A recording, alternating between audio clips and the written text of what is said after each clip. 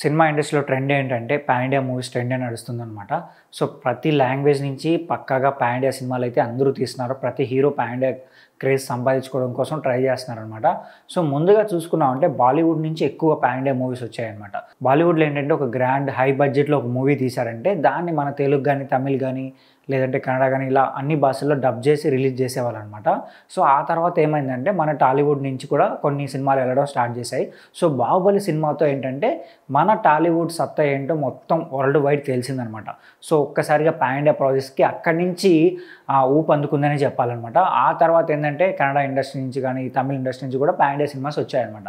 So, మెయిన్‌గా మనం Kannada industry గురించి మాట్లాడుకోవాలంటే సో, ముందుగా ఏంటంటే కేజీఎఫ్ సినిమా వచ్చింది.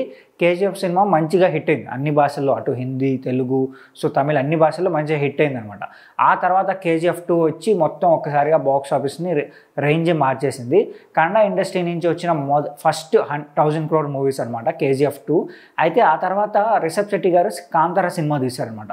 యాక్చువల్‌గా ఆ సినిమాని పాన్ ఇండియా రిలీజ్ చేయాలని చెప్పి ఆయన అనుకోలేదు. బట్ ఏంటంటే సినిమా కంటెంట్ బాగా రీచ్ అవ్వడం వల్ల సో ఫస్ట్ ఏంటంటే మన తెలుగు రాష్ట్రాల్లో కూడా కన్నడ వర్షనే రిలీజ్ చేశారు. ఆ తర్వాత కంటెంట్ బాగుంది అని తెలియడం వల్ల సో కొంచెం గ్యాప్ తీసుకొని మళ్ళీ తెలుగు వర్షన్ కూడా రిలీజ్ చేశారనమాట. సో అలానే హిందీలో కూడా రిలీజ్ చేశారు. సో ఇప్పుడు కాంతార సినిమా అన్ని భాషల్లో మంచిగా హిట్ అయింది. ఒక్కసారిగా ఆ సినిమా పాన్ ఇండియా స్కేల్లో సూపర్ హిట్ బ్లాక్ బస్టర్ అయిందనమాట. ఇప్పుడు ఏంటంటే అందరూ కాంతార 2 అదే కాంతారకి ప్రీక్వెల్గా వస్తుంది కదా. సో ఆ సినిమా కోసం ఎక్కువగా వెయిట్ చేస్తున్నారనమాట. ఈ సినిమా బడ్జెట్ కూడా హై బడ్జెట్లో ఉండబోతుంది. అలాగే కలెక్షన్స్ కూడా ఈ సినిమాకి సో 1000 crores పక్కా వస్తుంది. నెక్స్ట్ కన్నడ ఇండస్ట్రీ నుంచి మరో 1000 crore మూవీస్ ఏదైనా ఉంది అంటే రాబోతుంది అంటే అది కాంతార 2 అని చెప్పి అందరూ ఫిక్స్ అయిపోయారనమాట. అయితే ఇప్పుడు రిషబ్ శెట్టి గారిని కొంచెం విమర్శిస్తున్నారనమాట. సో ఎక్కడ అంటే ఆయన ప్రీవియస్ కొన్ని ఇయర్స్ బ్యాక్ కొన్ని కామెంట్స్ చేశారు. ఏంటంటే కన్నడ ఇండస్ట్రీలో బాగా పేరు తెచ్చుకొని ఇప్పుడు మీరు పక్క ఇండస్ట్రీకి వెళ్ళి మూవీస్ చేస్తున్నారు. అది హీరోలు అయినా సరే, డైరెక్టర్లు అయినా సరే. సో మీరు ఇప్పుడు పక్క ఇండస్ట్రీకి వెళ్ళి మూవీస్ చేయడానికి అవసరం ఏముంది? మన కన్నడ ఇండస్ట్రీలో టెక్నీషియన్స్ ఉన్నారు కదా, వాళ్ళతో వర్క్ చేయొచ్చు కదా అని చెప్పి ఆయన కామెంట్ చేశారనమాట.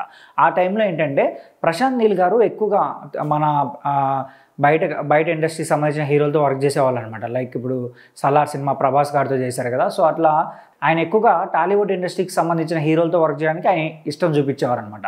సో ఆయన ఉద్దేశించి కామెంట్ చేశారని చెప్పి సో రిషబ్ శెట్టి గారు అని అనుకున్నారు అందరూ.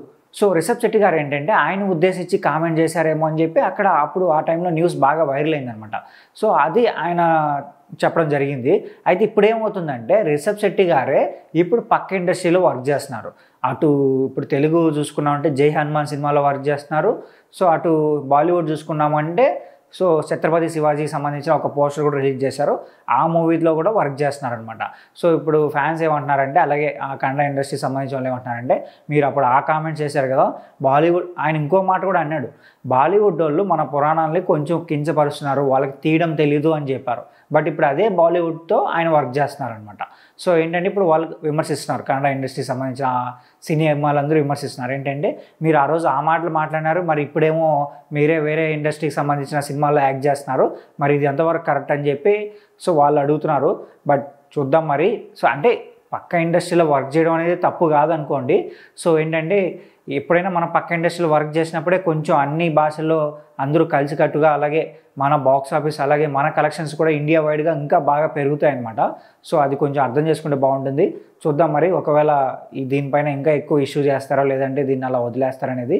అయితే రిషబ్ శెట్టి గారు చేస్తున్న మూవీస్ పైన మీకు ఏ మూవీ కోసం ఎక్కువ వెయిట్ చేస్తున్నారో కింద కామెంట్ చేయండి. అలాగే మా ఛానల్ సబ్స్క్రైబ్ చేసుకోండి.